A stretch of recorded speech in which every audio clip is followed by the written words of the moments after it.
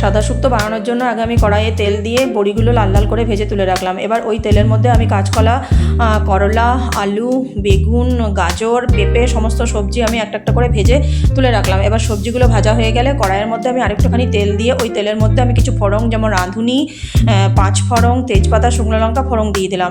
এবার ওই ফোড়নটা কিছুক্ষণ আসার পর আর কি, ফোড়নটা কিছুক্ষণ ভাজা হয়ে যাওয়ার পর আর সেই কড়াইয়ের মধ্যে আমি একটুখানি জল দিয়ে আর নুন দিয়ে ওটা ফুটতে দিলাম। ওটা ফুটতে দেওয়ার পর ওর মধ্যে আমি একটুখানি পেস্ট যেটা আমি বানিয়ে রেখেছিলাম এই শুক্তোর জন্য, যেমন আদা, কাঁচা লঙ্কা, সাদা সর্ষে আর পোস্ত দিয়ে একটা পেস্ট বানিয়ে রেখেছিলাম, সেই পেস্টটা আমি কড়াইয়ের মধ্যে দিয়ে দিলাম। এবার ওই মশলাটা কিছুক্ষণ ভাজা হয়ে যাবার পর ওর মধ্যে আমি আগে থেকে ভেজে রাখা সবজিগুলো সব দিয়ে দিলাম। এবার কিছুক্ষণ সবজিটা ফুটে যাওয়ার পর আমি সব সবজিগুলো যেমন দিয়েছিলাম, শুধু করলাটা দিইনি, করলাটা আমি পরে দিয়ে একটুখানি ফোটানোর পরে আমি সবজিগুলো একটা বাটির মধ্যে তুলে রাখলাম।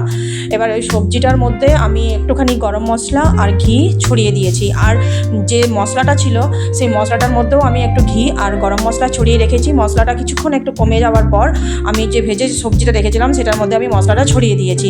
এবার রান্নাটা কেমন হয়েছে বন্ধুরা সেটা আমি তোমাদেরকে খেয়ে দেখার পর আমি তোমাদেরকে বলবো। অবশ্য আজকে রান্নাটা আমার বর বানিয়েছে।